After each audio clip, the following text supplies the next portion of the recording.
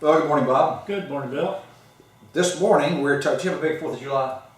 Oh, a lot of punch. A lot of punch. Lots of fireworks, a lot of punch. Well, now we're in the second half of the year, and sort of for me, instead of July the 4th, sort of the All-Star break, it sort of marks the start of the second half of the year. I don't know why, but it's usually like the Tuesday after.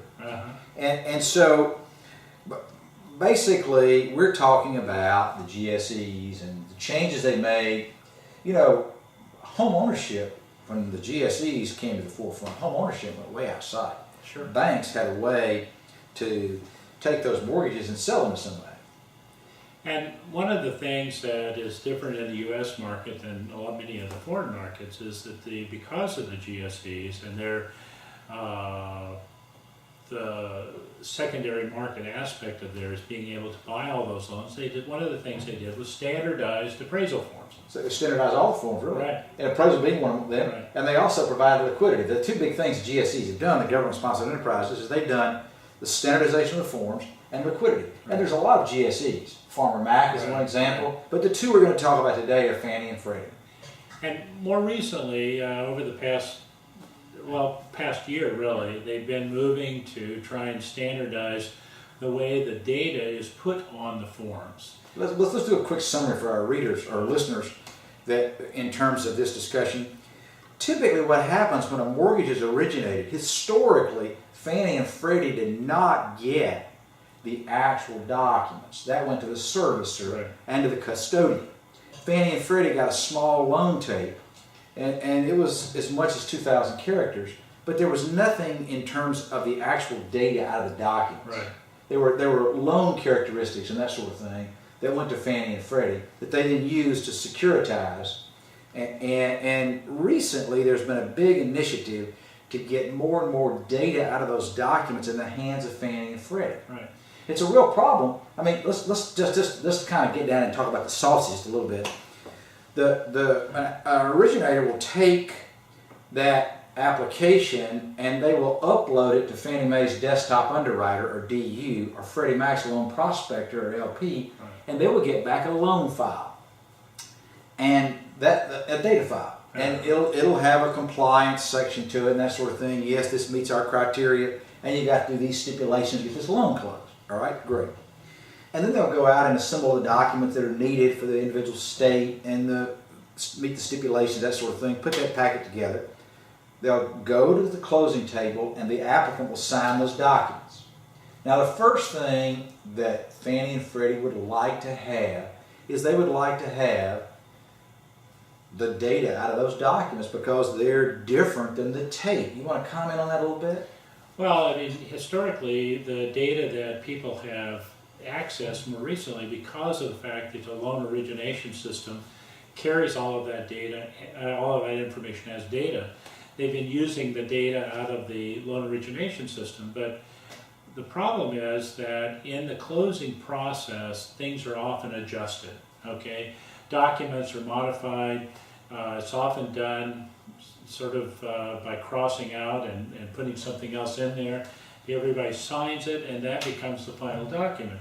But that data that's been crossed out or modified doesn't necessarily ever get back into the loan origination system, and therefore it's not there available as data. And we've seen discrepancies between what the borrower actually signed and what's in the loan tape. We've seen it in about half of the loan files. Right. It's a significant amount. But I made a presentation the other day to a lender, and we were talking, and they said that's an absolute lie. It's not 50%; it's 100%, because there's complete disagreement in 100% of the files, and yet the lender warrants and reps to the data file, and that's not the correct piece of information. So Freddie and Fannie and the other GSEs have been focused on trying to get a little bit more data that's accurate, and one of the things that they started with is the appraisal, and they basically came up with a uniform appraisal data standard on how the data should be incorporated into the appraisal.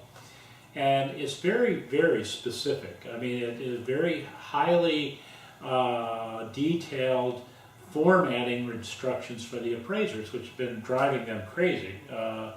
because sometimes if you put a capital letter instead of a small letter, it's going to reject it. If you put a colon instead of a semicolon, those kinds of things. And so it's been a real challenge for everybody. But when they first started, they said that they would accept all sorts of files. Send us what you have. Just PDFs, MISMO, AI Ready, which is ours, ACI, XML, a variety of different standards. They would accept those, and they discovered that trying to translate from the different ones was a little bit too big of a job. So what they've now done is they just recently came out with an announcement that early in 2014, they'll only accept the MISMO standard. Right. Okay. And so the MISMO standard will, and we think that that's going to probably be in March. They haven't announced yet. They'll give us a formal announcement 6 months prior to when that goes into effect. And they haven't given the formal announcement yet, but we think it'll probably be effective in March of 2014.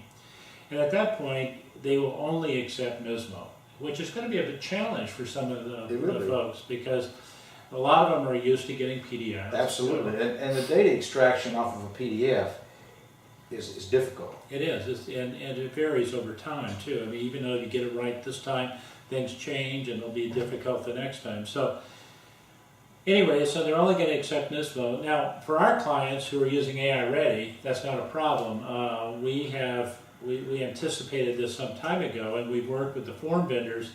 And so all of the form vendors, when they generate an AI Ready file, they embed the MISMO in there. And so we can just pull that MISMO out, and if it's going to the GSE, we'll send them the MISMO file. For our listeners out there, if you're a client, you realize that you have many purchasers that may not be the GSEs. The jumbos, for example, operate on a different data set. The GSEs operate on the Uniform Loan Delivery data set, ULDD, of which the Uniform Appraisal data set is a part of. Right. And so if you have a jumbo loan, it operates on the, see if I get these alphabet soup right, MLPSA data set. And so when we extract data for our clients, we tend to be extracting, at least in the clean room, the superset of the ULDD and the MLPSA data set. Right. We have to do that because, frankly, the secondary market for the non-GSE stuff does not recognize those data sets. Right. You know, and there's some other issues too. We've encouraged our clients to continue to use the AI Ready because there are some limitations of MISMO. Now, down the road, MISMO is attempting to get to the point where they can match what we are able to offer now with the AI Ready, but that's several years away in all likelihood. Chain of custody is one of the big Chain of custody, we have a secure chain of custody all the way through. We have in the AI Ready the ability to detect any tamper activity, so we've got tamper evident files. So if anybody gets in there and changes anything, we know that it has happened. We also extract more data than MISMO. We extract data on the pictures and the graphs and the maps and all of that, so that that's available as data to our clients. So there are a variety of different enhancements that maybe MISMO will get to eventually, but they're available today in AI Ready. So if our clients continue to use AI Ready, they get those additional enhancements, and at the same time, we have the MISMO file so that we can directly deliver that. Right.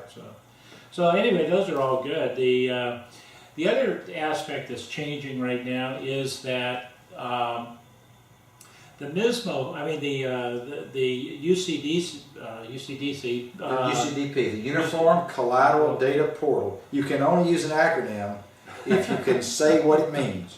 And I can never say the acronym or what it means. That's okay. That's all right. Anyway, they have this common data set across all the GSEs, and in terms of rules that they have to meet and everything, and that's been going along for a while. But then Fannie first and then Freddie announced some proprietary rules. So right. They're adding on some special rules just for their area. And initially those were advisory in a sense, you know, so that they would issue a warning. But they've recently started making some of them mandatory. And we've just gone through a few weeks of having those mandatory rules be in place so that if you don't meet their proprietary guideline, it's rejected. And so we have a set of GAR rules that attempt to identify those and let the client know that there's a problem so that they can work with the appraiser to get it fixed before they submit it. So well, those are all good. We'll bring this up in more detail in a future discussion. We're beyond our 10-minute time limit.